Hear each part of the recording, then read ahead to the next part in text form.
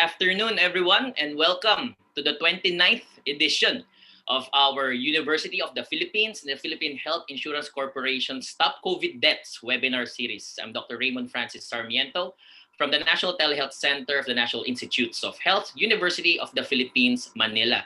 So today, you will notice that this is a very special topic that we will be discussing. So isasantabi po muna natin ang ating mga virtual grand rounds format. And for today, we will be launching for the very first time our national book launch for a very special endeavor from the Department of Surgery at the Philippine General Hospital. And sharing hosting duties with me is my mentor and partner in crime. As always, it's my pleasure to introduce to you Dr. Susie Pineda Mercado, who is the Special Envoy of the President for Global Health Initiatives. Dr. Susie. Hi, Raymond, and good morning, good afternoon, good evening to all of you who are joining us on the webinar, wherever you are, whatever part of the world you are. As we do have an international audience, we'd like to welcome you to this weekly learning experience we have. And indeed, as Raymond says, it is a special day. We are going to launch a, is it called an e-book? I think it's called an e-book, Raymond, no? We're going to launch a book on pandemic surgery, an integrated ethics and technical reference by the Philippine General Hospital. And we have today so many surgeons on the webinar. So we'd like to welcome those who are in the audience as well as those who are joining us in the panel. Raymond, over to you. Thank you, Dr. Susie. So for this webinar, we will be discussing essentially the technical and procedural guidelines, but also the ethical considerations on how all of these surgical cases should be handled and addressed. And since Dr. Susie has mentioned na marami po talaga tayong kasamahan ngayon na mga Serohano, I'd like to take this opportunity to thank the very hardworking team behind the Stop COVID Deaths webinar series. I'll mention it. It starts at the top, the University of the Philippines system, and also our partners over at PhilHealth, the Philippine Health Insurance Corporation. Our co-sponsor po para po dito sa very special topic na ito, the Philippine College of Surgeons. We also have our technical support sa katauhan po ng UP ITDC. And always, yung pong mga nanonood ng live at doon po sa playback sa YouTube channel ng TVUP, which is the Internet Television Network of the University of the Philippines. Maraming salamat po. And over also at our side of the pond, so to speak, in Manila, we have the National Telehealth Center, the National Institutes of Health, the Philippine General Hospital, and the College of Medicine. So maraming salamat po sa lahat ng mga talagang nagsusubaybay at tumutulong at nagsasama-sama po para mapagtagumpayan itong webinar na po ito. Dr. Susie.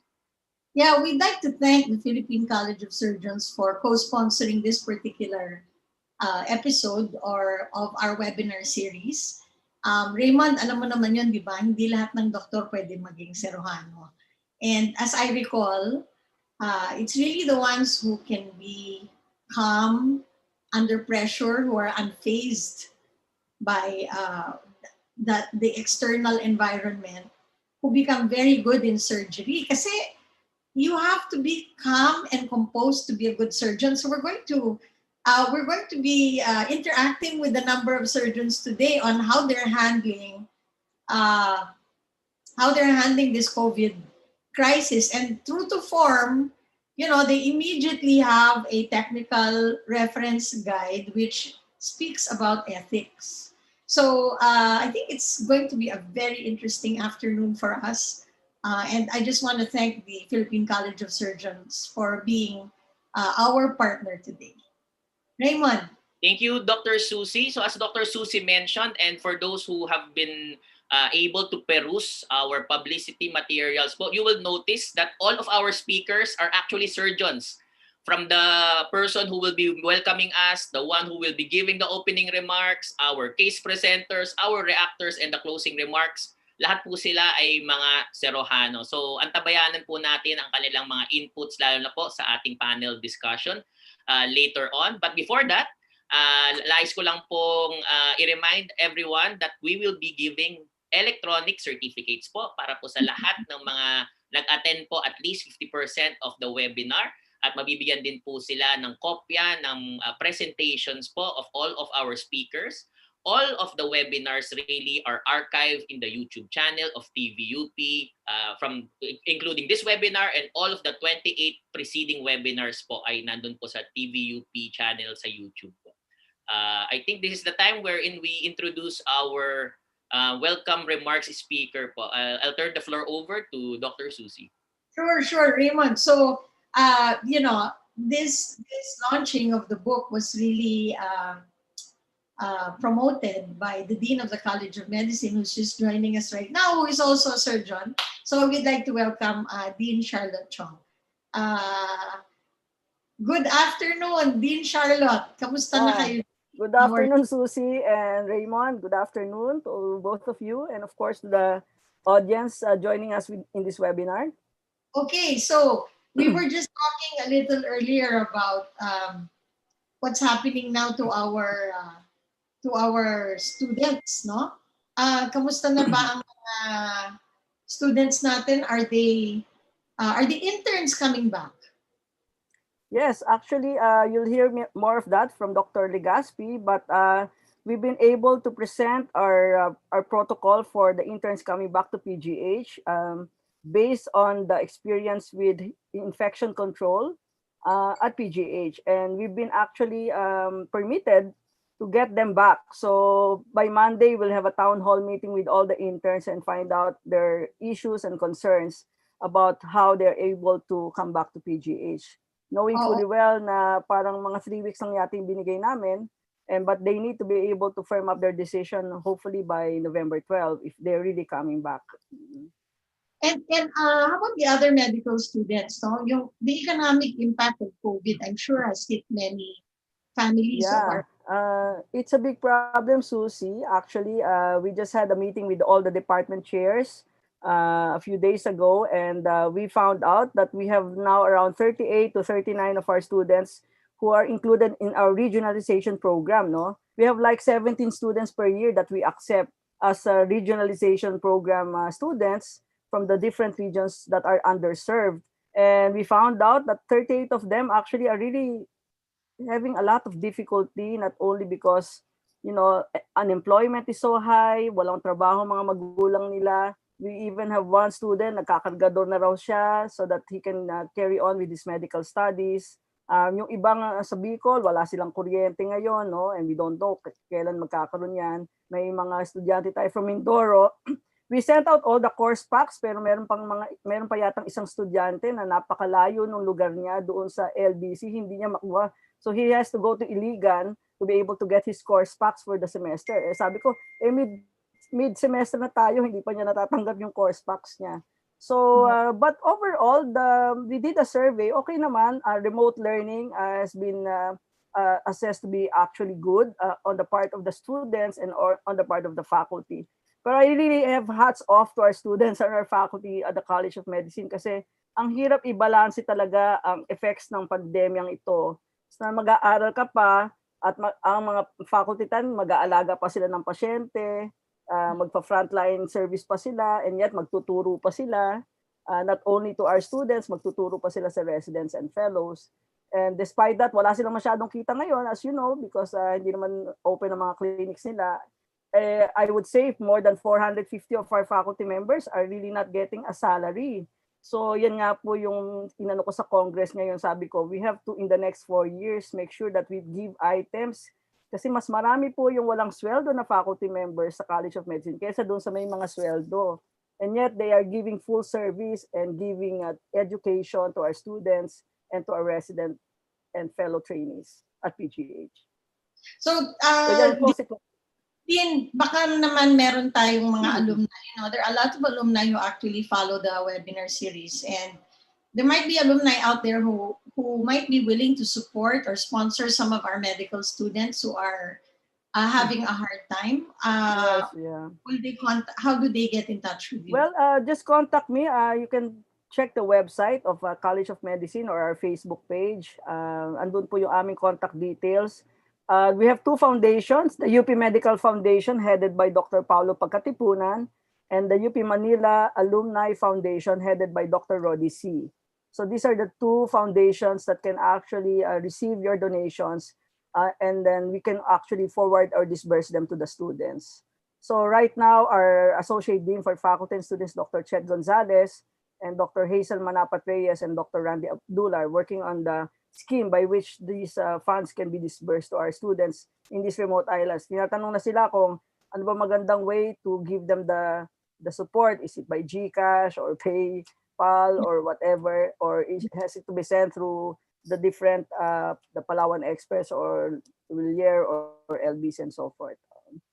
So just contact us through our website or our Facebook page. Okay, great. Okay, Dean, let's welcome our audience. Okay, well, as Dean of the UP College of Medicine, it's really my pleasure to welcome you all to another milestone event. And this is the national book launch of the UPCM PGH Department of Surgery's Pandemic Surgery book. No? This was edited by our distinguished faculty, Dr. Alvin Caballes, who is actually a pediatric surgeon, and Dr. Carmela Lapitan, who is actually a urologist. And thanks to the organizers of this virtual grand rounds and webinar, TVUP, UP Manila, PhilHealth, and the Office of the EVP Ted Herbosa, for allowing us to celebrate this milestone event with you. This book is really full of pearls of wisdom regarding a comprehensive set of issues that merit consideration in the midst of a pandemic. You know, when faced with a pandemic or disasters, the delivery of care, the prioritization, the allocation of resources, and the ethical issues confound the decisions that are to be made. So again, welcome to this webinar. I'm sure we'll all learn a lot from this webinar today. Thanks also to the Philippine College of Surgeons for co-sponsoring this event. I would like to tell everybody that this will actually segue to the 56th Mastery of Surgery Annual Convention or Postgraduate Course. It will happen after this at 3 p.m. today. And I think they're going to get about 1,300 surgeons from all over the country and even internationally for the 56th offering of this postgraduate course. So it's going to be very interesting with 3 international speakers on minimally invasive surgery. And I'd like to, of course, congratulate our the hardworking chairman of the Department of Surgery, Dr. Crisostomo Arcilia Jr., for being able to lead this very, very dynamic Department of Surgery. You know, when the Crisis Management Committee of PGH was convened, ito po mga siruhano ang talagang nag-frontline dyan, and they look at how we will be able to get PGH to really perform best as a COVID referral hospital. And maybe you'll learn from that, from Dr. Legaspi, how they did it. So this one, plus the postgraduate course, this webinar, this book, plus all the services that they've been giving to our patients at PGH and all over the country, I really hats off po ako to the Department of Surgery. So please join me in congratulating them, because they really exemplify the vision of leadership in medical or transformative medical education that is actually really dedicated to all Filipinos, especially those who are underserved. So over to you, Susie and Raymond. Thank you very much. Thank you very much, Dean Charlotte Chong of the UP College of Medicine. Raymond. Thank you so much for that inspiring message, Dean Chong. As always, I'd like to reiterate lang po the message that was sent and transmitted by our dean. Whoever is yung po may ginuntoang puso or very, very willing po and able, especially to those who are alumni of the University of Philippines, to help out and maybe sponsor a medical student po, please feel free to reach out the University of Philippines College of Medicine in their website and also in their Facebook page po. And at this point, let us call on and I'd like to introduce one of my mentors also. He is naman po is a neurosurgeon. We have been having him for our virtual rounds for a while na po. And I know you are very, very familiar with him. He is none other than the director of the Philippine General Hospital, Dr. Gerardo Legaspi. Dr. Gap. Good afternoon, everyone. kung napupunan niyo mukhang puyat si Dean at ako, umuwi ho kami kagabi, alas 11 ng gabi, nag-opera kami. We had a joint skull-based surgery that lasted, I think, 6 hours. So, it gave us very great pleasure to be in the OR again as a team. As a team in the academe and as a team in the operating room, it couldn't go any better than that. So I'd like to also welcome everyone and say thank you to all our speakers who have agreed to join us today. And just to go back to a cliche that we probably heard a lot of times during the pandemic, that the crisis brings the worst and the best of us, of our people, of everyone. And I think this is to put that further into a statement. It brought out the best and the worst also. The worst conditions brought out the best of us in our department of surgery. I think you very well know how action-oriented the surgeons are. And when the surgery stopped because we did not admit elective operations, um, they were, of course, listless and uneasy. And they found a way to put this into productive use. And I think the events that unfolded after we were declared the COVID Referral Center proved that very well. Our dean has mentioned the crisis committee being composed of surgeons. Maybe I'm looking back now, I don't think it's by design, but I think it was by need because we knew that our internists would be very busy with the patients. So we wanted people who probably will not be working too much in the COVID wards to make sure that those events are supported very well by logistics and manpower and efficiency of operation. So it's all the COVID crisis team is almost legendary in its ways, having been on top of the situation for 8 months now. So I think the surgeons, at least in the hospital, and I think so true also for other hospitals, has been the epitome of the task sharing model of running a hospital during the pandemic. So they assumed other roles aside from what they usually do in the operating room. They were in the ICU, they were in the wards, they were in the dorms, they were in the operations of the shuttle buses. So all of this they assumed voluntarily because they knew things had to happen, had to move on. And I think as we identify our roles, our authors of the book identified their role as those that will ensure that as we do start doing what we had to do, which is surgery, we did it in the best possible way that we could. So I was really happy reading this book and discovering that it can serve as a guide to a lot of us on how to make decisions in a very difficult situation like we have now. I think the productivity of our surgeons is starting to come back now, although we are just still probably 60% of our load before. I think the saying goes that a busy surgeon is a happy surgeon. I hope we get to that level again soon. So with that, I'd like to say thank you to our authors and to our reactors now this afternoon for sharing your wisdom with us. Thank you. Okay, thank you very much. It's Dr.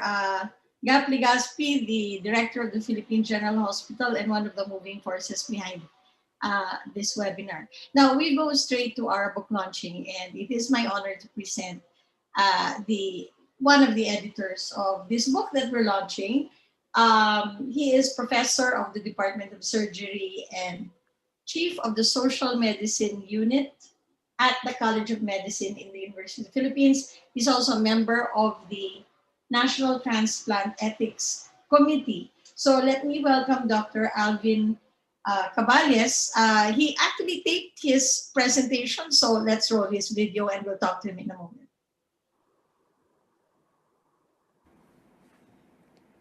It is now almost a year since a previously unknown virus made its presence felt and soon after changed much of the world as we knew it. We all have our own stories about this. For the next few minutes, I hope you will bear with me as I tell you the story of how a virus caused six surgeons to come up with a digital book. I will go into the why, how, what, and was it worth it of this experience. Sometime in March 2020, with the pandemic already wreaking havoc in many countries, and with previously unimaginable lockdowns already in place, even in the Philippines, an Italian group came up with what was a prescient, if not ominous, document. With its hospitals overwhelmed by patients suffering from severe pneumonia, the authors gave ethics based recommendations on matters such as ICU bed and ventilator allocations. I would soon after be part of another group in the University of the Philippines, Manila, worrying that if developed countries could be so adversely affected, then it was only a matter of time before we would be in a worse situation. We thus worked at coming up with local guidelines for inpatient critical care. As part of this process, we undertook a series of public consultations. Dr. Mela Lapitan, a colleague from the Department of Surgery of the Philippine General Hospital, participated in the first consultation. She asked for guidance on surgical services. Her comment was duly noted and was also duly shelved. We felt we had to deal first with more pressing concerns, like, again, ventilator use. Two of our team members were, after all, pulmonologists. We came up with a final set of recommendations and presented these in a public online conference. And I thought that was it. We had taken care of the need for urgent ethical guidelines for critical inpatient services. Many people were happy with the guidelines, which, among others, paved the way for greater acceptance for advanced directives. But, as you can see in this picture, Dr. Mela was not happy at all, as we did not include anything on surgical services. Before long, she asked for my help to pursue this. Not knowing any better, I agreed to assist a friend in need. Fortunately, the Philippine General Hospital had a call for research proposals. Dr. Mela, an avid researcher, jumped on the chance and filed a proposal. To my surprise, I learned that she had designated me as the lead, which now makes me wary of having friends asking me to do anything for them. Dr. Mela gathered a team of residents and fellows from surgery who then had free time on their hands with the conversion of the Philippine General Hospital into a dedicated COVID-19 center. They also had research requirements to fulfill, and Dr. Melo was, of course, the faculty whom they had to contend with for this. On May 11, at the height of an ultra-strict lockdown, during which I had to go on disguise as a surgeon in a scrub suit, rushing to an emergency case, the team got together to map out what needed to be done. First and foremost, we had to obtain as much information as we could. We embarked on what soon became an extensive literature research, spanning international and local sources. We looked at a spate of journal articles, including those related to previous pandemic interventions. We looked at ethics references, including the codes of the Philippine Medical Association as well as the Philippine College of Surgeons. We went over position papers, legal and administrative documents, and a whole lot more. We also had to settle on how we should best present what we had gathered. Our funding support was, after all, for a research project. But while a research manuscript along the lines of a review would have been academically sound, this would have little value in addressing the demands of the pandemic. And so we arrived at stories. We thought of what would have been problematic areas, admissions, emergency surgeries, and started coming up with stories for these. And the rest came naturally. We painted scenarios, asked questions, pointed out why these were important, discuss the relevant ethical and technical details, and summarize the main points. We applied this storytelling formula across what we soon realized was turning out into a book. The different chapters were developed iteratively, with authors coming up with their drafts and building up on these over time. Everything, of course, was done electronically. The writing and editing process was conducted in bursts, as all those involved had increasing clinical commitments in the succeeding weeks. While all of us were surgeons, none of us were experts in all the surgical fields, much less highly competent in ethics. Though we were able to gather tons of theory and empirical evidence, we were not really sure if these were valid or even practical. Thus, we actively sought out peers to go over our work. The first draft was sent to them on June 24, and they were asked to answer guide questions as well give their comments ad libitum. Many did the latter. Based on the reviewers' feedback, we rewrote our stories and discussions. We even had to add on a new chapter. Things were becoming so complicated that we had to resort to a concept map to double check what went where and also be sure that we did not miss out on any important ethical or technical detail. We ended up with 17 reviewers who represented a varied demographic. Some had two hats, such as the bioethicist, who was also a lawyer. We tried to get more reviewers from outside of Manila, especially from Mindanao. However, though many were cold, few responded. Nevertheless, the crop of reviewers that we ended up with greatly helped shape the form and content of the book. On July 28, the second draft was sent out for review. We also started to work on the design of the book, as you can see with these early layout concepts. I have a side story at this point. Just like the webinar today, there was another university online event on intellectual property protection at some time then. Among other topics, the nuances of obtaining a copyright was discussed. Thus, we made sure we attended to this. The book has an official copyright, though we made sure that this was, of course, not restrictive. The signs indicate that it is a Creative Commons work, free to share, requiring attribution, and only for non-commercial use. The final form of the book took shape subsequently. On August 21, without as much fanfare as a tap on the send button, the electronic book was released to the staff of the Department of Surgery. It also made its way into various Facebook pages. Though electronically and freely available, there was no corresponding electronic archive for it, not with the department, the hospital, nor the university. In the digital universe, therefore, it seemed as if it didn't exist. For this reason, we submitted the publication to an online archive in the UK. Fortunately, it was accepted there, where it now sits above works from Johns Hopkins and UNICEF. While we were overjoyed with this, it also drives home the point that the university should perhaps initiate steps to establish our own digital archiving system for similar publications. We also realize that a digital book is not only relatively easy to put together and disseminate, it also lends itself well to updates. Currently, work has started on a second edition with at least 3 new storylines. All these have, we feel, been well and good. But have we made any difference? The alternative universe is, of course, is that we did not start off with our stories. There would still have been guidelines out there. The Department of Surgery has an excellent operational handbook. The local surgical specialties have their own readily available guidelines.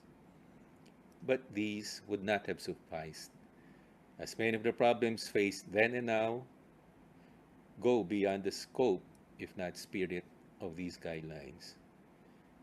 Like most good stories, we end ours with some cliches.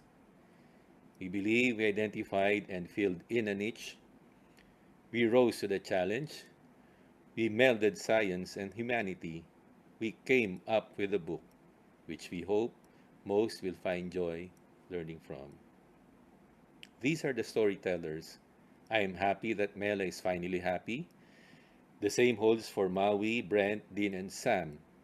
Surgeons aren't usually thought of as being preoccupied with thinking about a lot of things, much less writing about some serious stuff like ethics. But just like pulmonologists, we actually do, and as always, we get the job done. We thank the university for hosting this event. We are grateful to the Philippine General Hospital for supporting our project, even if we did not end up with a research report. We hope the director will be amenable to awarding another grant for the second edition just the same. We acknowledge the appreciation of our colleagues from the Department of Surgery. We are indebted to our reviewers and contributors. We thank you for hearing our publication story. Okay, thank you very much. That was Dr. Alvin Caballes, and he's actually with us here on the webinar. Alvin, welcome to the webinar. Magandang hapon po, Ate Susie at Kuya Raymond. Okay, looks like there's really so many stories behind the stories of that book. But may I ask you, which part of producing the book did you enjoy the most? I think I enjoyed the most really weaving everything together. We had to create a certain flow of ideas, and that was very important, and that was, I think, very crucial. So each and every story, each and every chapter is a standalone production, if I should say so.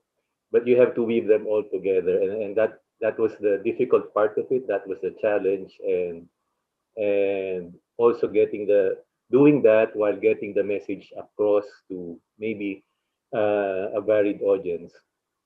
So that was what I liked about it. Okay, you liked it so much, you're doing a part two. That's great. Okay, Raymond. Raymond, did you want to say something before we move forward? Hopefully, since we have the Philippine College of Surgeons, and not sure if this book may be featured, could be featured po mamaya sa postgrad course, or maybe during the annual convention po in December, Dr. Alvin. But nevertheless, I think a lot of our attendees would appreciate if you are making it publicly available, how they could get a copy po of that pandemic surgery book, Dr. Caballes. Thank you, Raymond. Well, I think we've released this to surgery. I don't know to what extent our colleagues from outside of UP and PGH have been able to access it. I think the announcements for this webinar contain the link to the book. And as I also said, we have some sort of a limitation, at least in UP. We have our digital book. I think others come up with their own books, but we don't have a repository for this. We don't have a collection where anybody can go there and look for what they want. So hopefully that we can do that, and that can also help in other publications. Thank you, Dr. Alvin. So Dr. Susie, I think TVUP prepared po, no? So because the way that we have been doing all of our webinars is really putting an emphasis on how we are telling the story. When the virtual grand rounds is about the patient's journey and the medical team's dilemma. But for this special topic, I think our TVUP colleagues prepared hypothetical scenarios in the form of videos po. Maybe we could call on TVUP to show them. TVUP?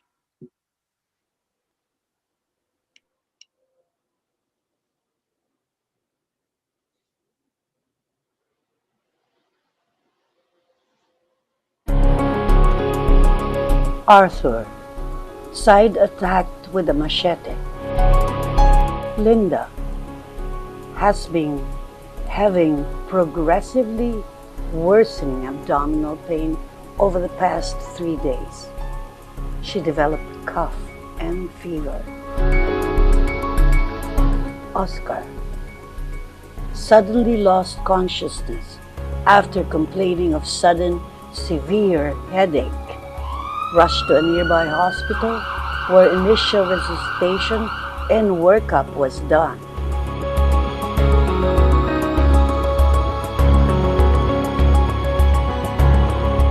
A 22-year-old male, agitated and confused, pale, bloodied clothing mostly on the right side, with multiple hacking wounds, partially amputated right upper arm with active bleeding, deep gaping wound on the right flank side. 45-year-old female, pale, drowsy, coughing, grimaces when doctor feels her abdomen.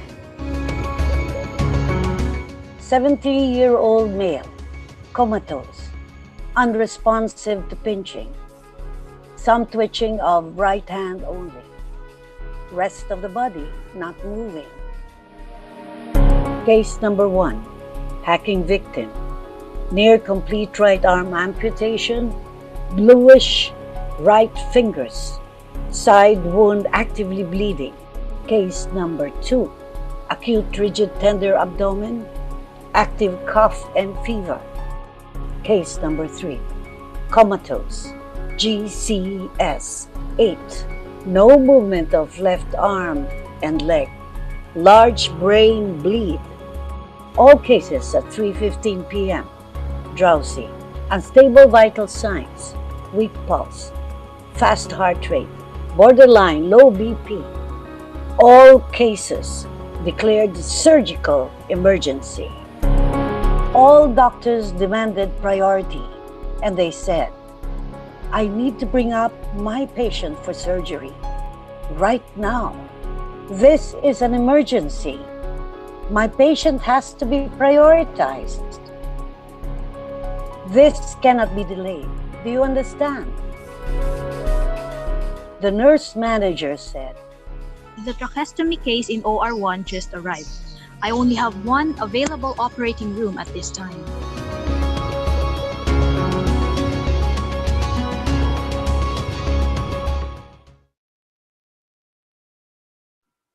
Okay, thank you, TVUP, for those video scenarios. May we call on our team also to flash on the screen our polls feature for our webinar. There we go. So for those who are tuning in, lalo na po dito po sa ating Zoom webinar, we are flashing a poll question, really case scenarios that would be asking you which of these cases would you prioritize for the operating room. So please feel free to key in your answers. As always, all our polls are anonymous in nature, so hindi po mapapangalanan kung sino man po ang sumagot ng kung ano man. But if you are really that engaged po and would want to indicate in the form of an explanation as to why you chose that particular case, whether it's case 1, case 2, or case 3, which should be prioritized, please feel free to input them in the chat box, and whether here in Zoom or in YouTube, and we will try to choose which comments we will be picking out as we move forward in this webinar. So as more and more of our attendees po, which now number 200 po, key in their answers, just like to give a shout out to those who are joining us all the way from Norzagaray, Bulacan, from Santa Rosa, Laguna, from Culyon, Palawan, from Iloilo in Western Visayas, and Amay Pakpak Medical Center in Marawi City, from BARM, and internationally we are also being viewed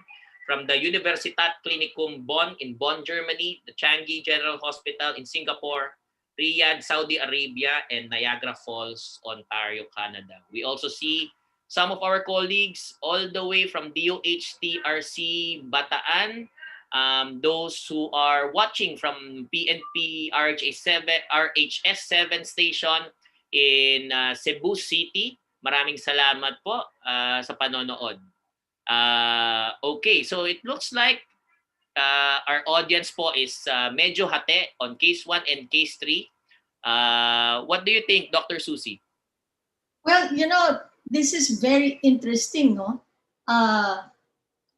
We're presenting it as scenarios, but this could be a very real situation, or probably something that our audience has experienced, our surgeons who are here in the audience. So I think there are really ethical dilemmas here, no? Like, sino unahin?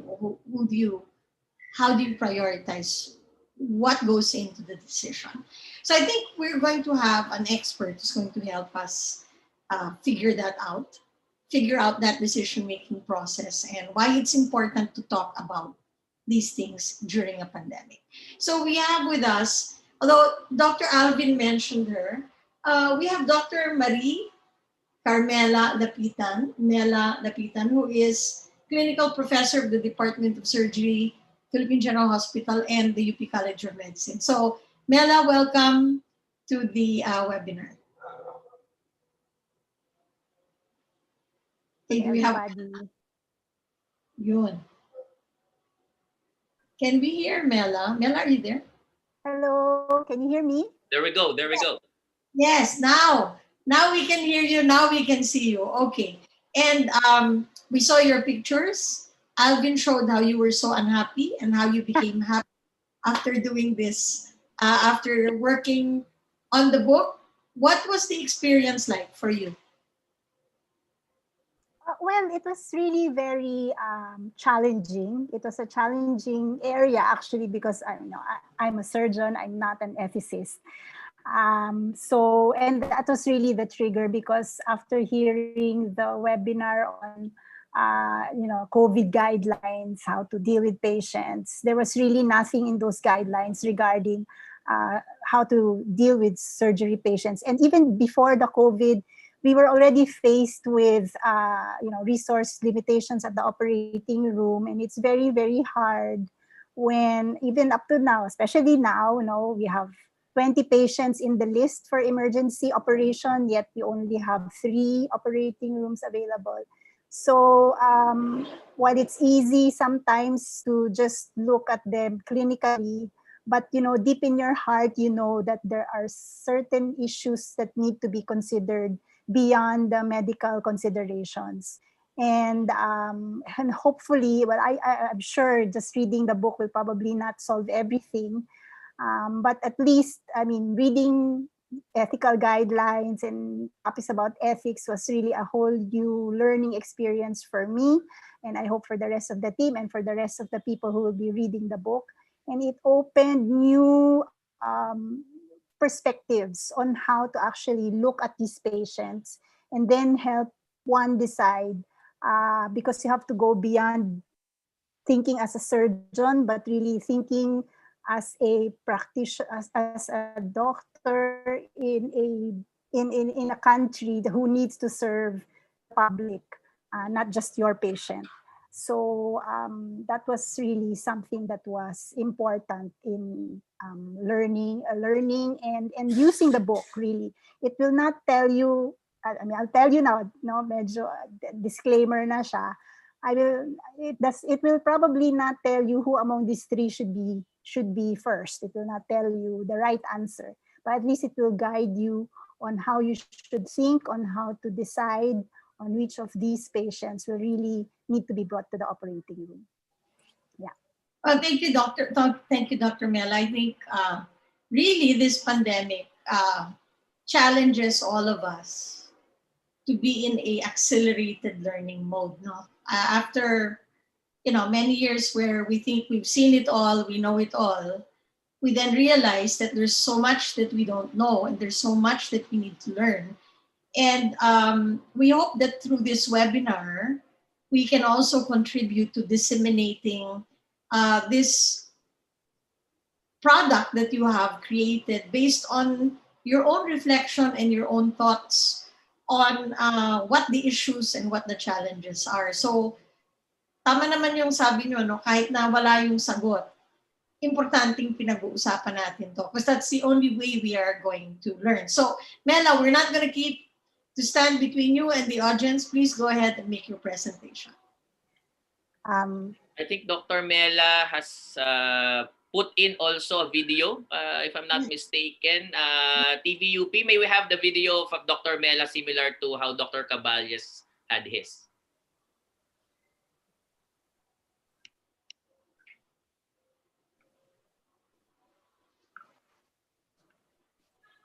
So who will we bring to the operating room?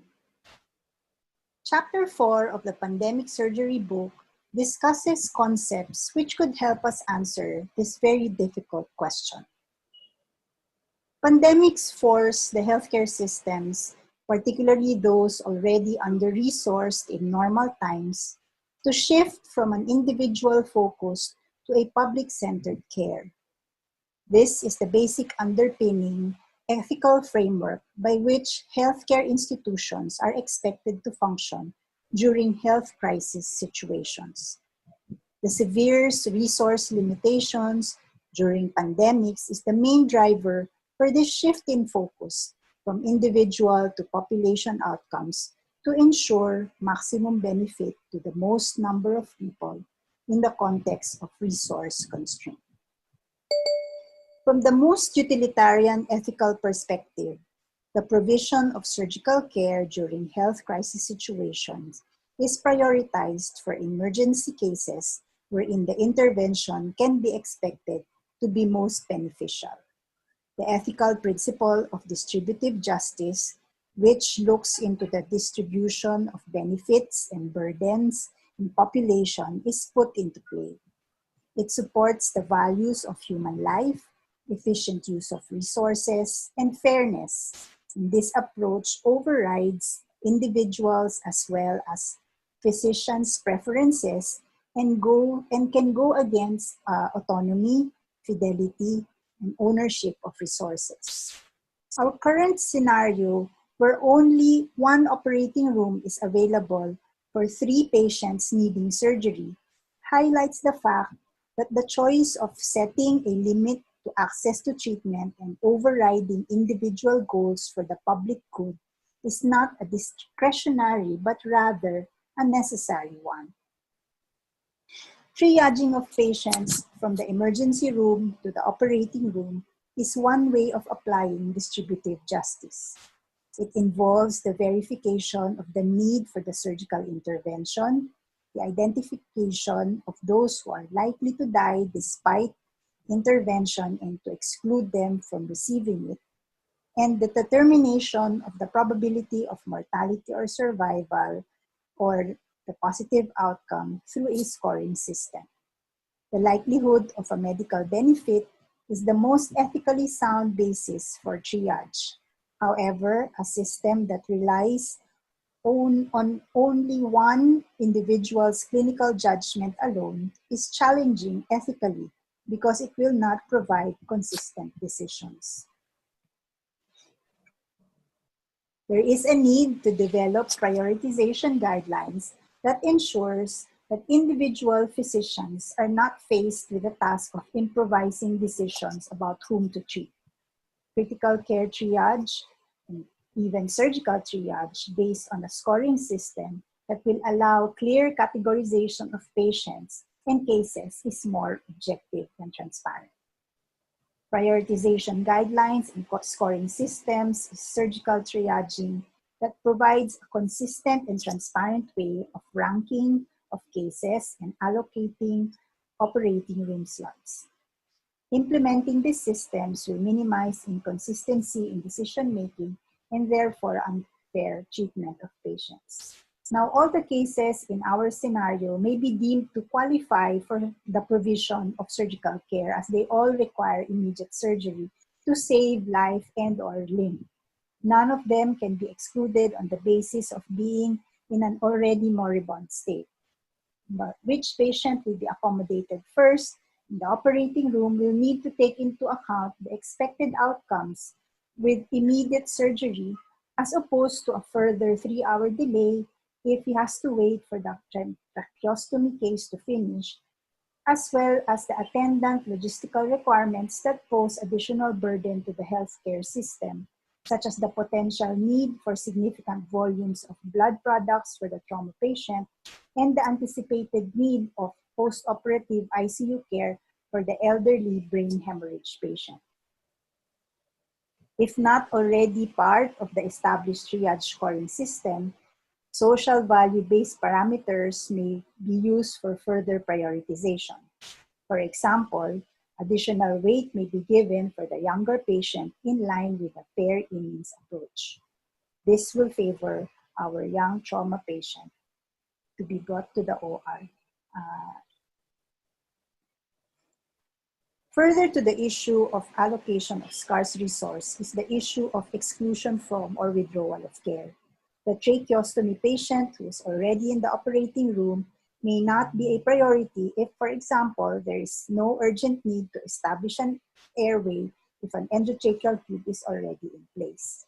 And as a consequence of triaging, situations will occur when surgical intervention cannot be given to a patient who, in normal circumstances, would have automatically received it. Pandemic ethics states that protocols permitting the exclusion of patients from critical care during crisis are permissible, especially when care involves high level of resource consumption, such as surgical care. The withdrawal of critical care treatment to reallocate to someone else based on a higher likelihood of benefit is also ethically permissible. Such a situation is difficult not just to the patient and his relatives, but also to the healthcare workers attending to the patient. And thus, healthcare systems must prepare for tools and processes for triage decisions and how they are to be communicated to patients and families. This is especially critical in the emergency operating room setting. A triage officer, or preferably a triage committee, should be given the responsibility of implementing a triaging policy and the processes, and of communicating the consequences of the system. Preferably, the triage officer should be a senior surgical staff, and the committee be available for appeals and review of the triage decisions. For the non-prioritized cases or all medically reasonable alternatives or intervention, which are technically feasible, should be presented by the triage officer in an appropriate manner and language to the patient and families. The risk should be relayed and should include those which may relate more to the unpleasant patient experiences and outcomes. Now, having discussed the different ethical and technical principles, such as those of public-centered care, distributive justice, the triaging system, and withdrawal of care, perhaps we can better decide on which of the 3 patients should be prioritized to be brought up to the OR. Thank you.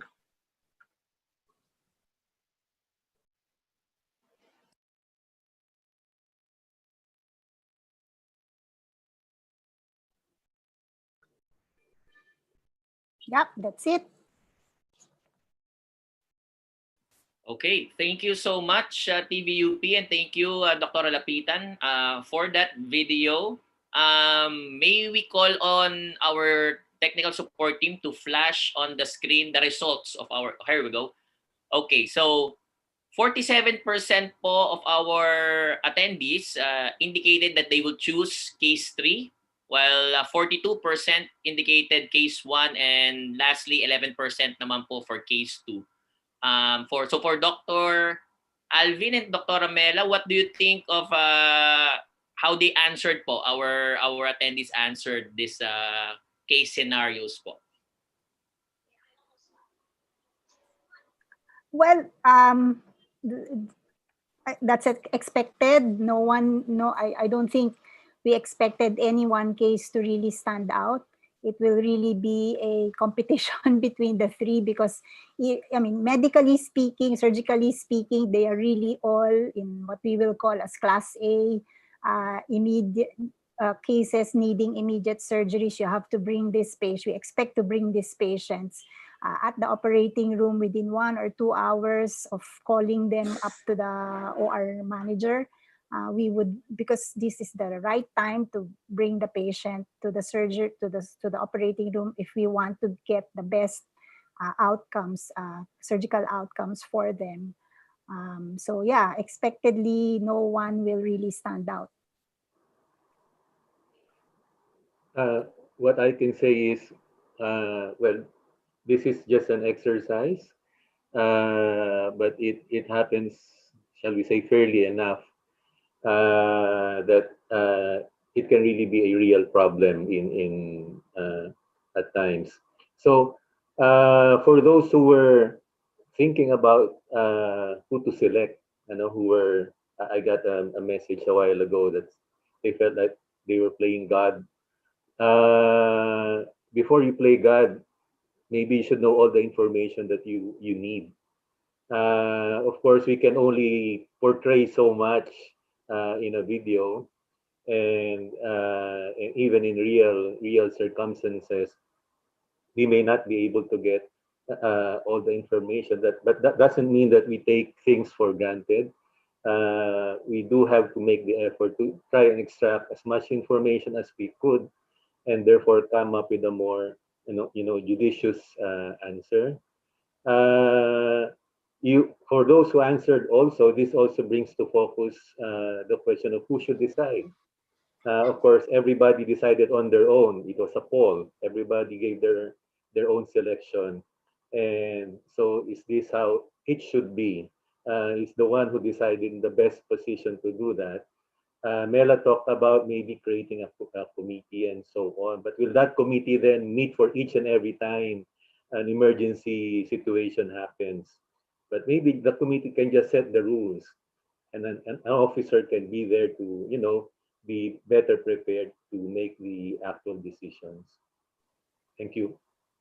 Yeah, certainly there are many considerations, and we thought we were going to invite also as our reactors some of the leaders of the Philippine College of Surgeons, and I'd like to call in Dr. Roy Trinidad, who is president of PCS Panay chapter, to give a brief reaction.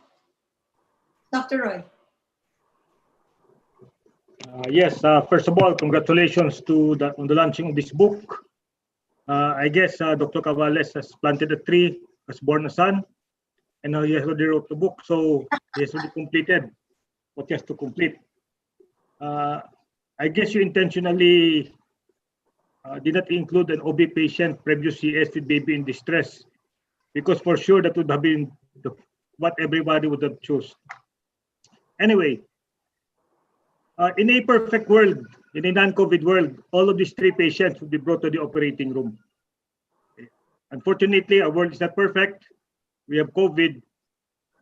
So I was reading through this, and there was 3 ORs, but one reserved for a tracheostomy case.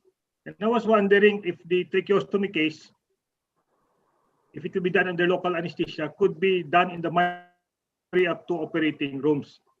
But if you were to ask me what I would prioritize, I would prioritize the patient with a hack wound, since the chances of surviving and going back to what he previously was is higher.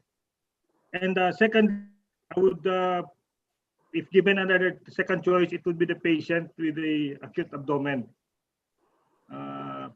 Although she has I would choose as the last case the patient with a Glasgow Coma Scale of 8. Again, as Dr. Caballes said, it seems trying to play God, but we're just trying to prioritize, because in these times of COVID, we have to triage which cases should actually be put inside the operating room. These are actually quite common cases. If it's common sa inyo, you have more operating rooms. What more with us here in Iloilo City, the government hospitals, where we do not have as much resources as you have.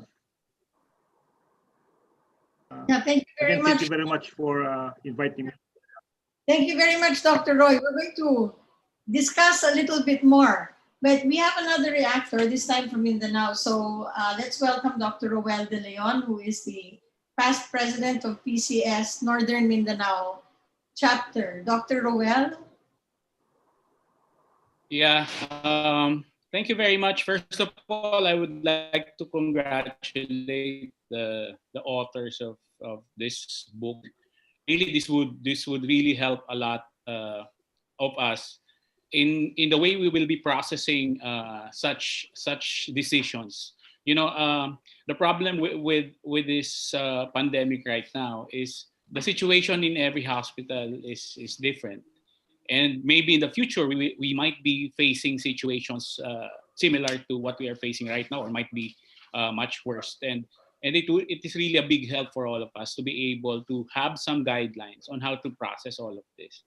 Now, the decision-making process is really dynamic, and the difficulty is you have to make the decision quickly and pressed by time. No? So I think what it would help if you would really have a team, a multidisciplinary team deciding. No? So because it's nice to decide when people contribute. Now, I think the factors that would really have to come in also, as mentioned by Roy as well, is you have to assess the resources in your institution. Each institution will have different resources, not just in the physical resources, but even in the available expertise. The available surgeon, the available subspecialist, the available anesthesiologist, for example.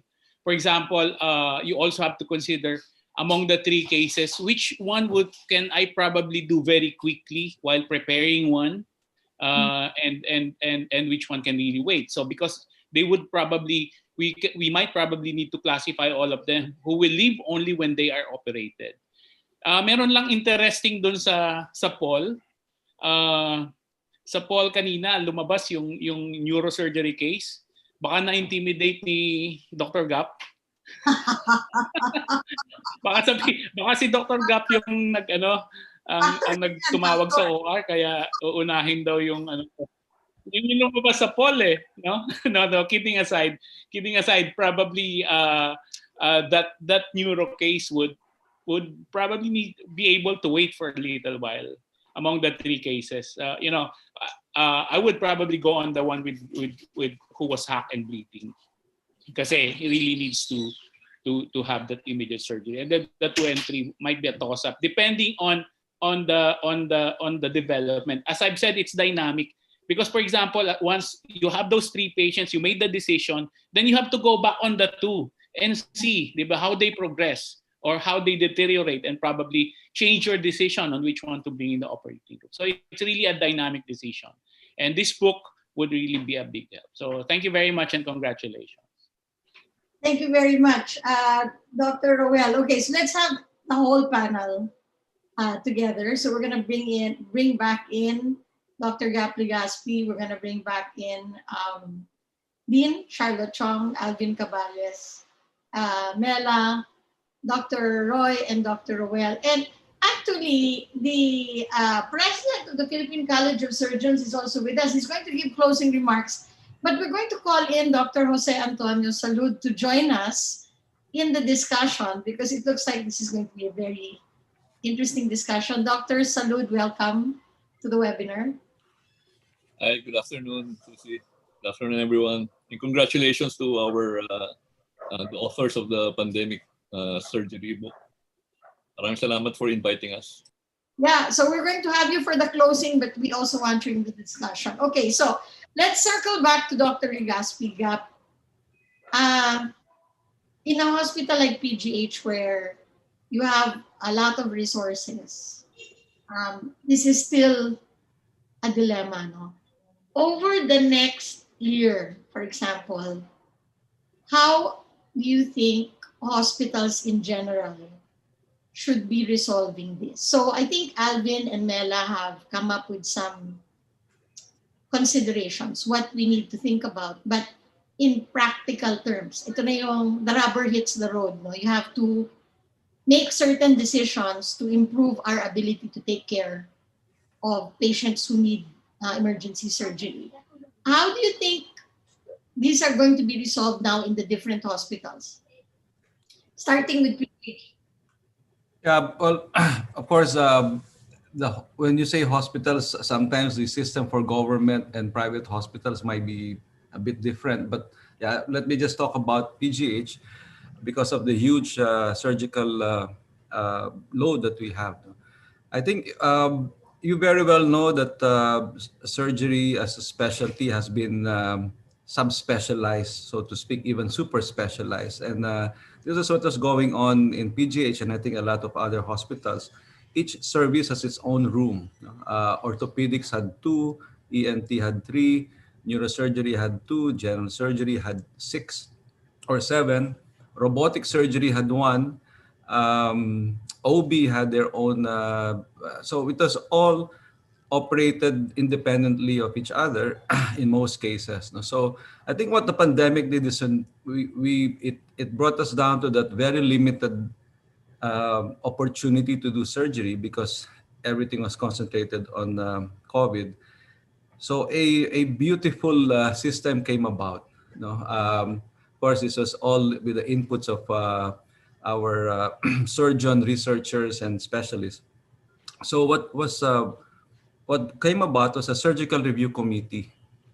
So whether you're from ENT, ortho, neurosurgery, general surgery, or even gynecology, you had to attend a meeting where after submitting all the cases, the surgical review committee, based on existing guidelines, based on research, based on protocols, existing protocols, we prioritize the cases. So this is how we initially survived.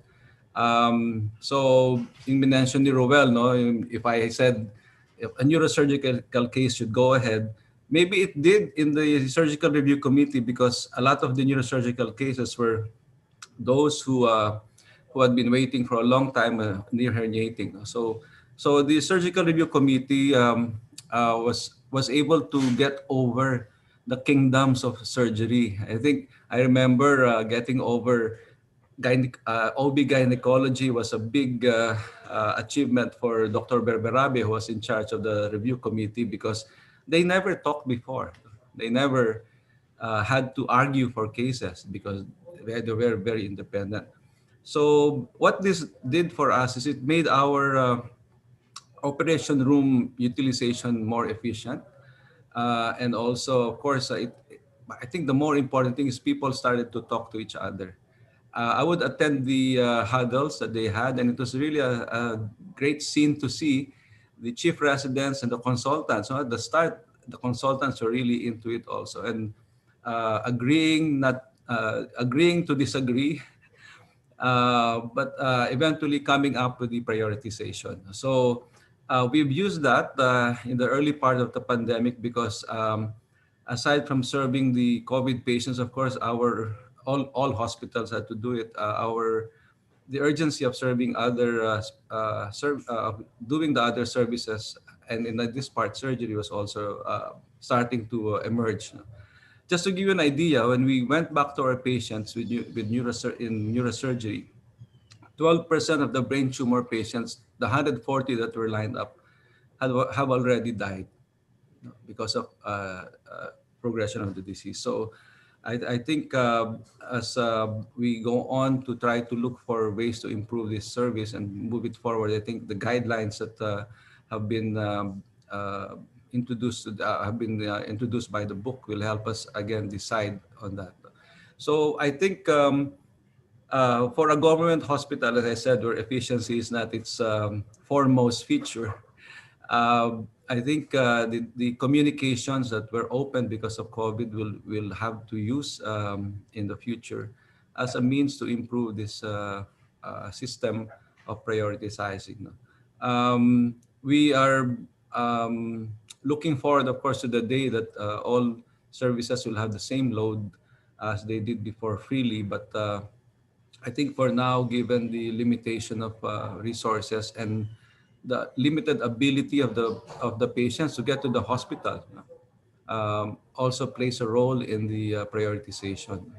Sometimes the really bad patients cannot come, so the surgical review committee has a backup. So chyloplasty comes in, or wound revision comes in.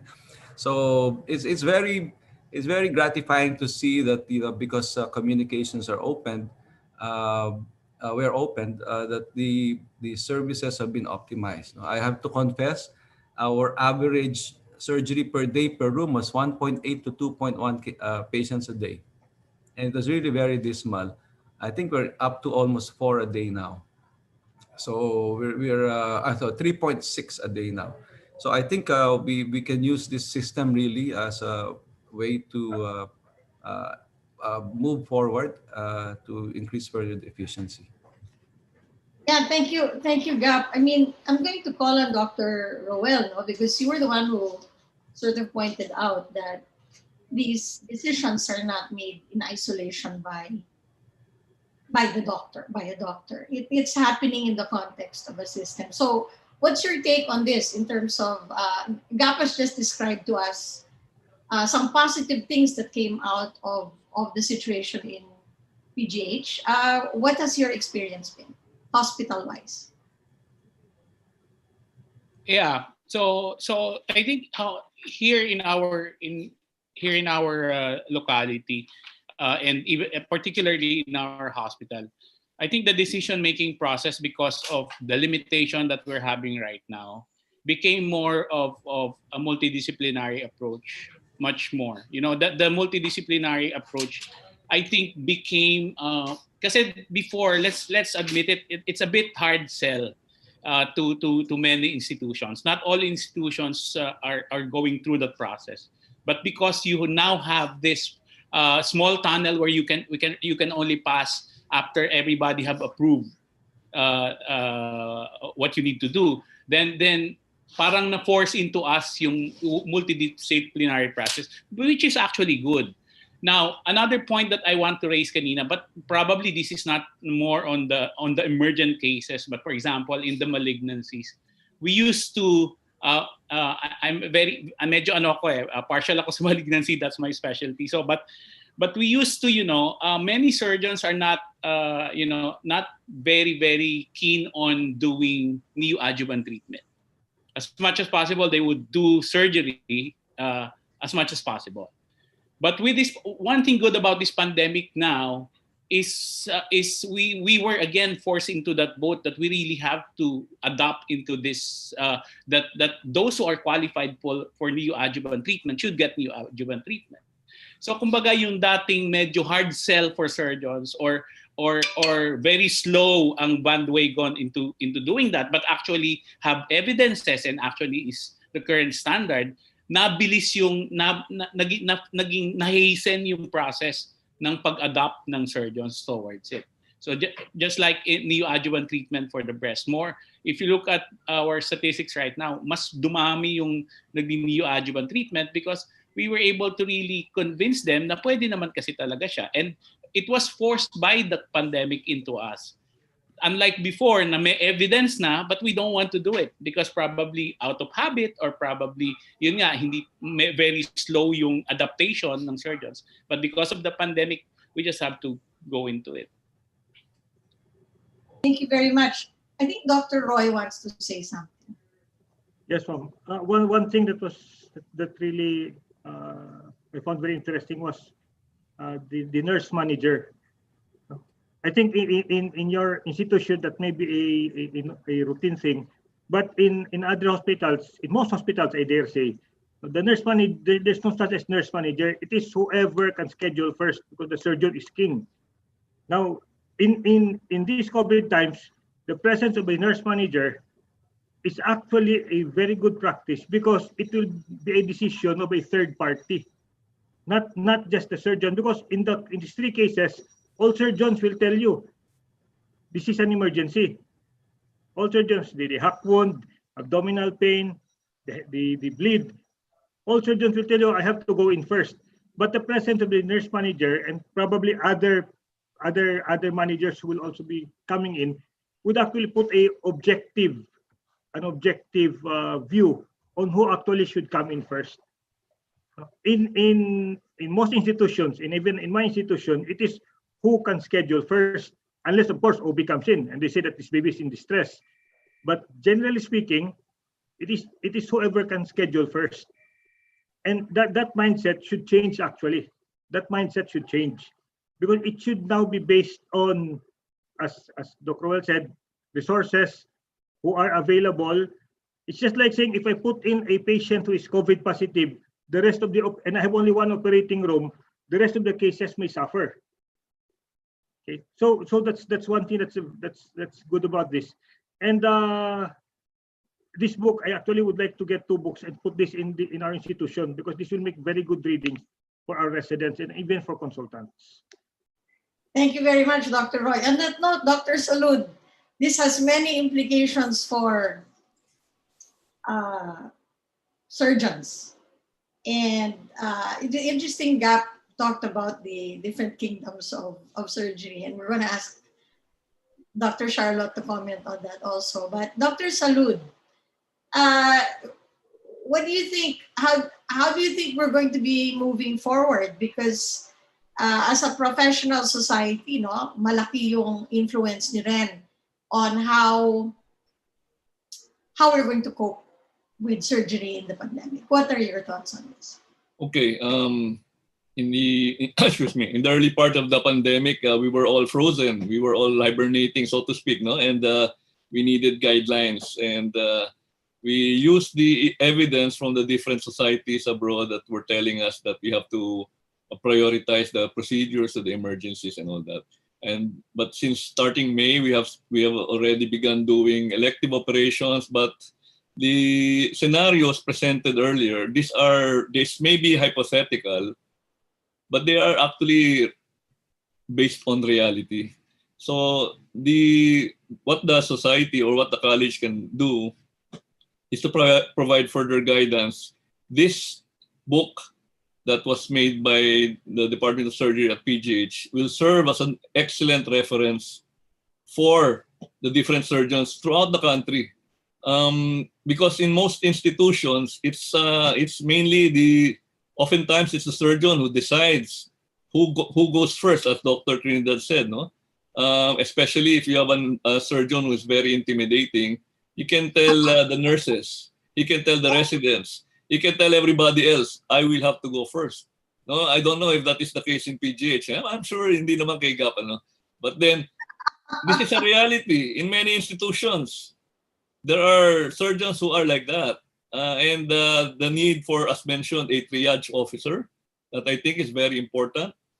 And the fact that it was presented or mentioned in the book is something that we can use and inform all institutions of the need. And so the college can actually spread the word about the need for triage committee and a triage officer to ensure that prioritization is important, and you don't listen to the dumb surgeon who wants to go first. You have to prioritize properly.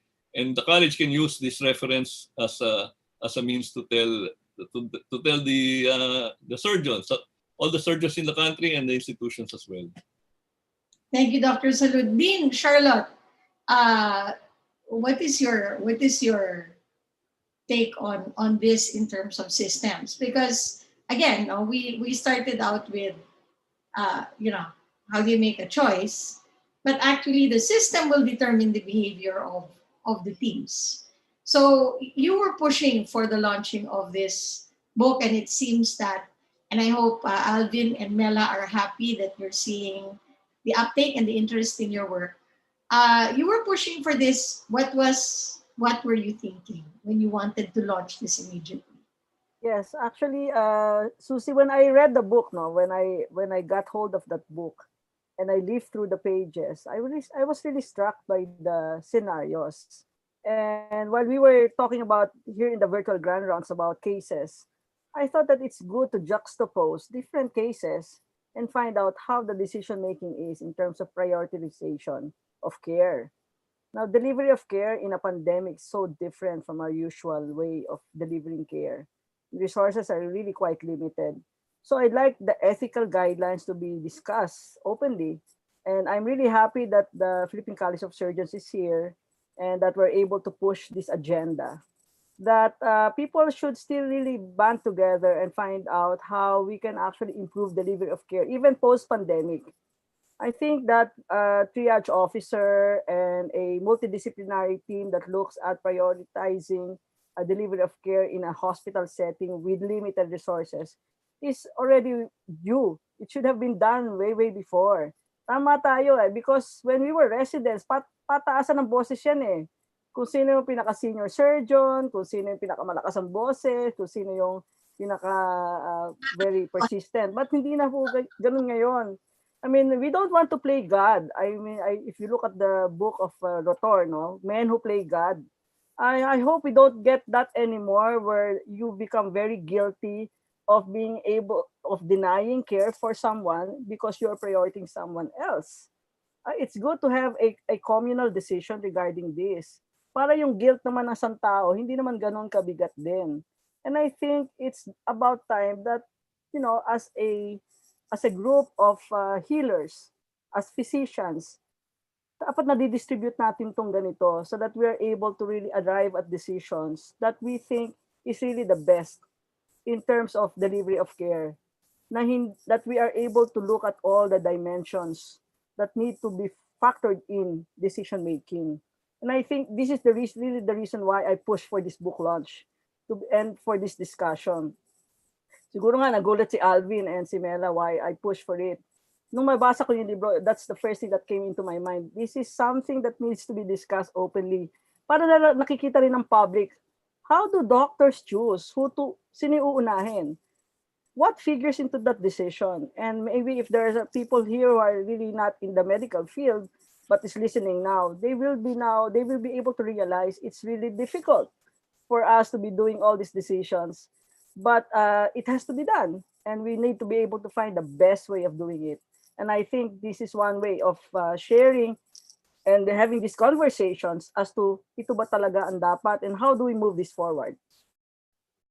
Thank you, Dean Charlotte. Raymond, meron silang sinabi na, some of our speakers talked about how Gap mentioned it, Dr.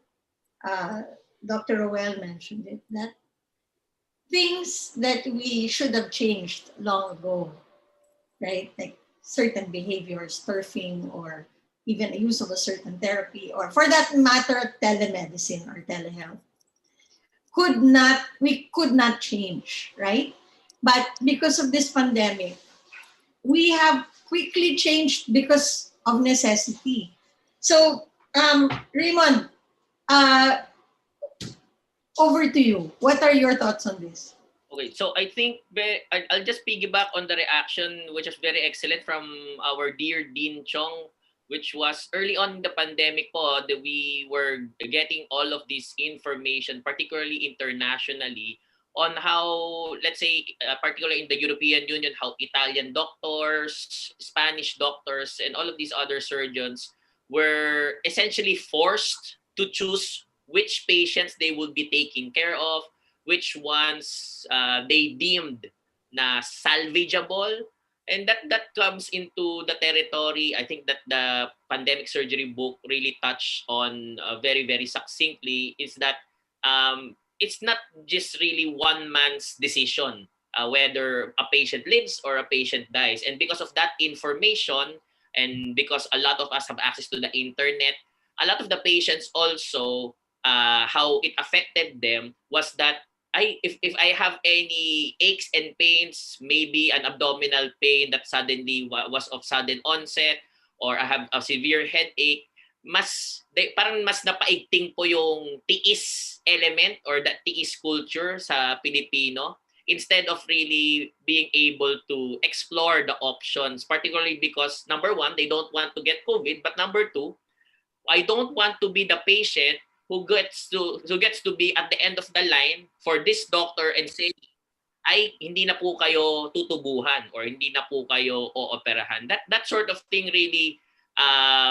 makes you sort of desperate if you are in that position, and have to really weigh your options, particularly because a lot of Filipinos really have limited resources. So that's very, very timely in the sense that having that book open up, I know it's a Pandora's box in that sense, but that's something that I think the Philippines at a certain degree, parang we did not reach that point, which was very, very fortunate for us as So, Philippines.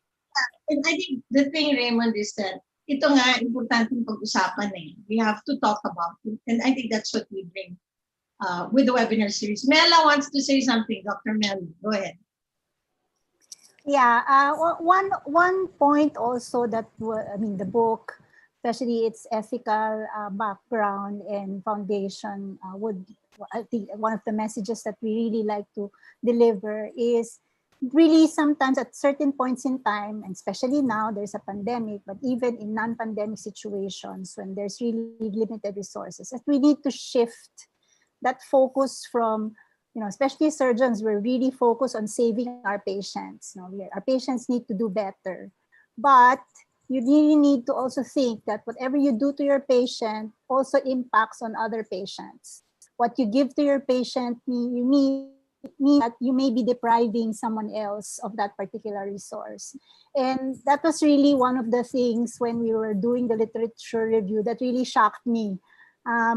This concept of individual focus versus public focus, and how we really need to think that way. And therefore, sometimes, I know I can give, there is 10 units of blood in the blood bank. Those 10 units will save my patient.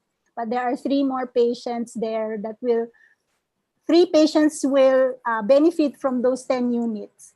So is it correct? Is it proper that I deprive my patient of that 10 units? I will lose my patient, but then 3 other patients will live, something like that. So we need to broaden our perspective, not just focus on our patients, but really know also the impact of your decision for your particular patient to the other patients out there, and not just now, maybe in the future also. So those ethical things sometimes factor into the decision on who to give a resource, who will go first, and yeah, that's it. Dr. Alvin Caballes. Well, 2 things. I hate to bring this up, but the reality is we have a tiered system. Even in the PGH, we make a distinction between pay patients and otherwise. And oftentimes, that is a determinant of priorities. So is this something that we should address? But again, that's I guess a systems problem. The other thing is I understand we have similar wavelengths. Most of the people in the panel are surgeons, and have a good grasp of what all of these means. But at some point, I also raised that why are we just having surgeons in the panel? We probably should have had a patient or somebody else and tell us what is it from their end.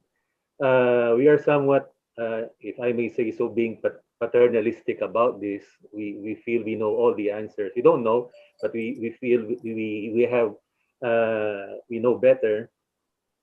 We may not, and we should bring other people in and get the entire picture from everybody, because we might also get something new and get something better with all those inputs. Thank you. Yeah, point well taken. I think bringing in the patients is very important in these discussions, and maybe in the future we'll have an opportunity to do that. Raymond, do we have anything burning coming out of our audience that we want to ask? Well, we have one that I think might be appropriate for our panel po, no? But I'd like to piggyback on that important point by Dr. Caballes. I think he hit the nail on the head in terms of prioritization, not just on the paid patients and otherwise patients, just to borrow the term from Dr. Caballes, but also during this pandemic, there really was a tiered approach in terms of the VIP patients, the ones who will receive this type of treatment, and the ones who are not VIP. Yun na lang po. So I think that's something also of a challenge. And Director Legaspi really, I mean, from a political standpoint and from a hospital administrator standpoint, had to navigate those things po. In terms of being able to answer that. But the question that we have now for the panel will be, should the risk to the healthcare worker be factored in when prioritizing cases for surgery? So not just at PGH po, no? But given that there is really limited resources in terms of the available PPEs, healthcare workers, etc. po in all the other hospitals that we have. Maybe we could call on Dr. Roel and Dr. Roy po again for comments on that. I think the safety of health workers is very, very important. I think if there's one thing that the most protocols are focused on, actually, the things that are the guidelines that are coming out is really protecting not just the patient but the health workers as well. And I think the changes that we did in our institutions are also based on the safety of health workers. So that is a factor. And I also would like to add on ethics. I was just thinking as I was listening that ethics also changes with culture. Changes with people group, changes with the perspective about ethics are maraming factors. There are a lot of factors that comes in when we talk of ethics. One thing might be, for example, even in, I don't know, probably in our regional, maybe there's a difference, but definitely in cultures, among cultures and among people's group, there's a difference to that. And patients factor as well, there are really a lot of factors that we have to put in whenever we make these decisions. That's why at the beginning I was always saying that it should really be many heads should be brought in whenever we decide on what is really ethical in a certain situation. Yeah, Yes. Dr. Roy. Yes, ma'am. I agree that the healthcare workers should really be protected. Sometimes we tell our nurses, even our residents, our doctors, that don't worry because you have PPEs. But if you look at the PPEs they're using, it are not the real McCoy. It are PPEs that were just sewn, locally available, that may not actually give them adequate protection. Now, would it be ethical to tell them you have to go to work? You have to go to work, even if we know that this is not the real PPEs that we've given to them. As Dr. Well said, ethics is what may be ethical to you may not be ethical to me. Okay, what may be ethical to one culture may not be ethical to another culture. I like to touch also on what Dr. Caballes said. Pay versus service patients. This was really put into the forefront during these COVID times. I was looking at one of the sources of this book, the references, and what caught me was that there was one article, hidden victims dying during the pandemic, but not of COVID. Okay. We have been so focused on COVID. In fact, DOH has a lot of data about how many survived, how many recovered. Do we have data on how many died because they were refused? Because some hospitals will not admit patients if they don't have a PCR. Here in Iloilo, we have one SNL laboratory, okay, and this will take around 1 week for the results to be released. So we actually have patients, OB patients, pregnant patients, who actually died because they could not be admitted at private hospitals. Okay, so I don't know if we have data on how many patients died during this pandemic, but not of COVID cases. Okay. So I think this should also be looked into. Yeah, thank you very much. Raymond, were we going to relaunch the test and ask if people change their minds? Okay. So having heard the comments from our panelists, may we call on, here we go. Would like to re-ask the very same questions and pose the very same scenarios, and we'll try to see if there is really a shift towards which cases they would prioritize, having heard all of the comments in the chat and read them in the chat box, as well as from our panelists po. But while we do that, perhaps we could ask Dr. Susie maybe like final messages from each of our panelists, as all of our attendees still are continuing to key in their answers po. Okay, so while you're keying in your answers and seeing if you changed your mind, you made another decision. We're going to circle back to all of our panelists to just give your parting words, a few sentences for our audience. So we're going to start with Dean Charlotte Chiong. Yes, well, actually, I really think that this webinar has been very enlightening. There have been very important several issues that have been raised. So the conversations will have to be continued. The disparity of care, the inequitable access of patients, the fact that non-COVID patients are now even dying as a relief from their suffering because there's nowhere else to go. I think these things have to be considered. And as we move on to a new normal, as we move on to a day when this pandemic is over, because I know it will end, I would like for us healers to actually improve the level of discussions and care and look at our practices in the past and find out how we can practice as healers, as better healers in the future after this pandemic. Because what this has opened up is the fact that we have been doing things like robots, not really thinking and not really questioning our practices. But I think now is the time to look at the new normal and find out how can we really improve our systems, especially the healthcare system. Thank you. Thank you, Dean Charlotte Chiong, UP College of Medicine. Dr. Gap Legaspi. Gap.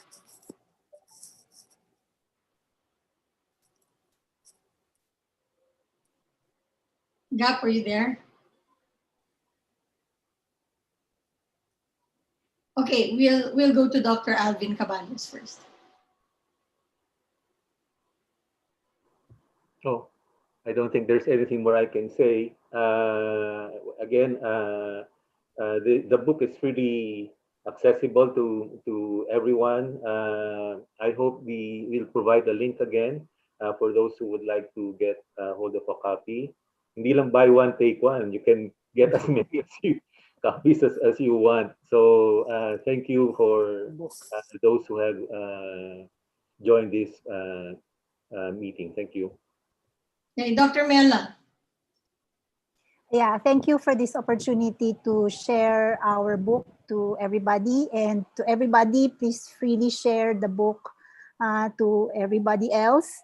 We really appreciate it if you can share it. And I think we also mentioned in the book, if you have comments, suggestions, requests, we gave an email address there. So far, it's still an empty inbox.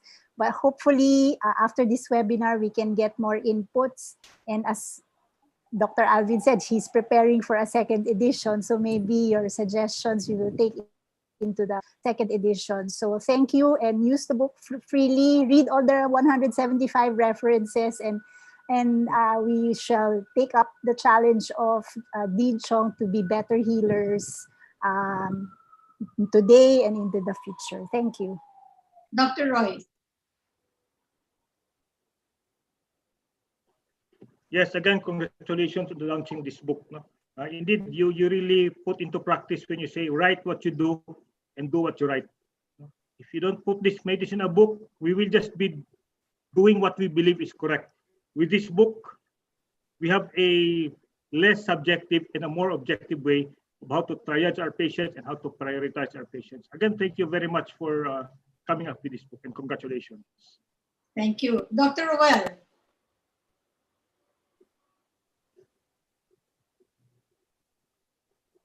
So yeah, thank you very much again for inviting me to react on this, and I think I would really like to congratulate the authors of this book for bringing in the forefront something that is really of prime importance, but at the beginning of the pandemic was at the back burner. So, but now we are putting this in front. This is really something that it takes priority because it makes us. It would guide us and it will help us in the decision-making process that sometimes is very hard to do. So again, thank you very much and congratulations. Okay, thank you so much. Let's see. Do we have Dr. Gap back? Gap, are you there for some parting words?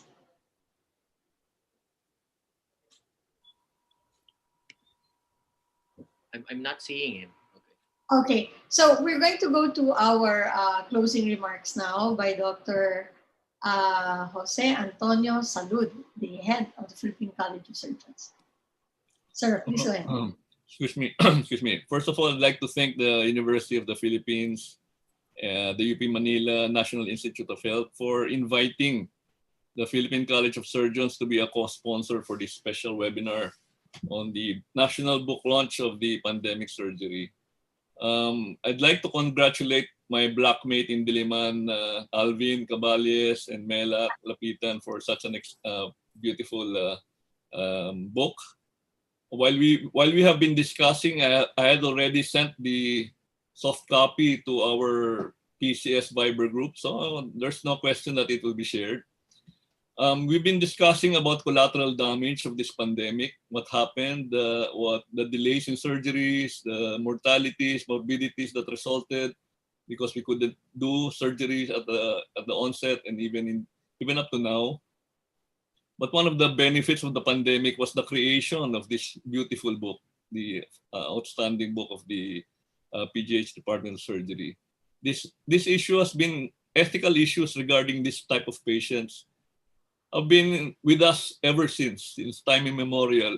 But the fact that the pandemic came and this book was released is really one of the benefits of this pandemic coming to us. So congratulations once again. I would like to acknowledge, of course, the Dean of the College of Medicine of UP, Charlotte Chiong, the Director of PGH, Legaspi. For your information, the PCS, I will be publicly announcing, but the PCS is awarding or giving a special award to the PGH COVID crisis management team for the work that you've been doing for this year, and we will be providing you with a special award at the end of the year during our annual clinical convention. And I would like to also thank my two colleagues, Roy Trinidad from Iloilo and our National Treasurer from Cagayan de Oro, Roel De Leon. I'd like to thank you both for your thoughts. And of course, I'd like to thank Dion Sakdalan for inviting me personally and the college to be involved in this particular webinar. Mabuhay po kayong lahat. Salamat po. Thank you very much, Dr. Salud of the Philippine College of Surgeons. Okay, Raymond, are we going to go back and see if they changed their minds on the topic? Okay, here we go. So I think just going into the different scenarios, there really was a change. Well, I would say significantly, primarily because a lot of the folks who answered for case 2 or in case 3, nabawasan po sila and they switched to case 1. I think that it is the hacking case po. So that really was something that a lot of our panelists identified. If they really were push came to shove, that was the case that they really would want to prioritize po. At this point, let's go into the assessment of our panel discussion. This is our usual assessment po, in particular for how the knowledge of our attendees really increase and improve based on the banter and based on the exchange of ideas. I'll just read off the poll questions here. The panelists demonstrated thorough knowledge of the topic. The panelists were well prepared and organized, spoke clearly and audibly, used appropriate language with technical medical jargons adequately explained, and contributed to new perspectives and knowledge on managing various key COVID-19 health issues. And as per usual, actually, there a lot of our attendees graded it in the 90s po, so 90%. So that's very, very indicative of how well received our panel discussion was. And thank you also to the president of the Philippine College of Surgeons, Dr. Jose Antonio Sulud, for gracing us. Maraming salamat po. And for those who will be attending the postgraduate course later on at 3 p.m., good luck po. And happy convention po sa Disyembre, Dr. Salud po. And over to you, Dr. Susie. Okay, so next week, next Friday, please join us. We're going back to the grand rounds format, and we're going to have a very, very interesting case of a person who had COVID and developed seizures. Again, a neurological case. Again, so much for us to learn. So let's make that a regular meeting on Friday next week. A very exciting case. Raymond. Thank you so much, Dr. Susie. And again, I'd like to reiterate, if Director Gap is able to come back po, congratulations to the PGH Crisis team that for the award that they will be handed out. For next week, we'll be talking about seizures and encephalopathy. So it will be, again, a case study from the Department of Neurosciences from the Philippine General Hospital. So magkita-kita po ulit tayo.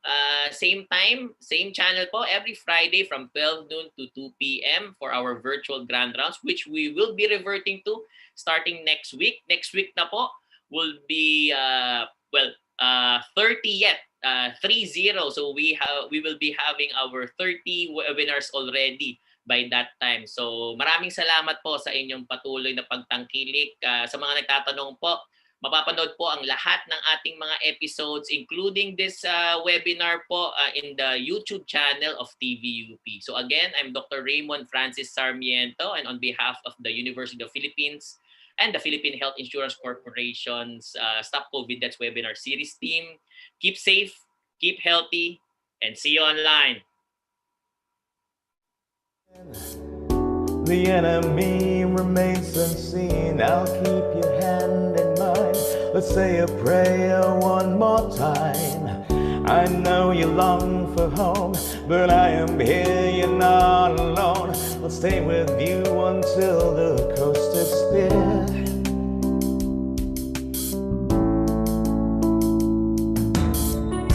The others pain before my fears, the others laugh before my tears. But right behind the mask, I look into myself and ask, do I have strength to carry on?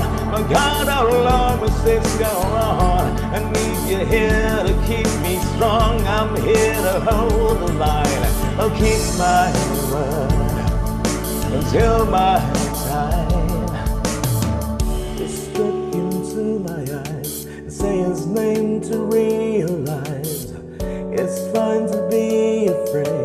Just hold on to the word he gave.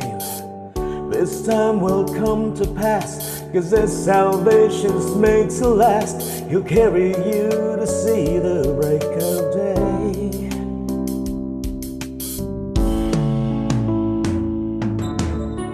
The others pain before my fears, the others laughs before my tears. But right behind the mask, I look into myself and ask, do I have strength to carry on?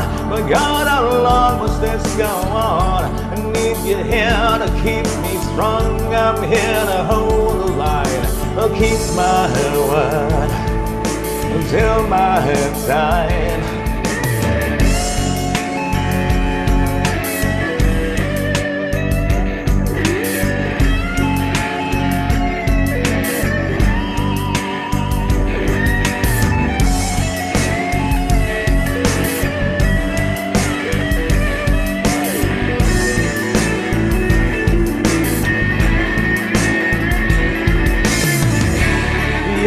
disdain before my fears. The others laughs before my tears. But right behind the mask, I look into myself and ask, do I have strength to carry on?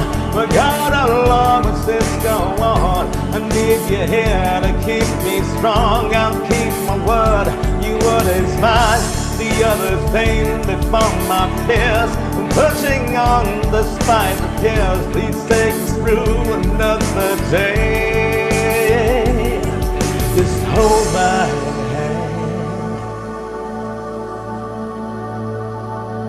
I will hold the line.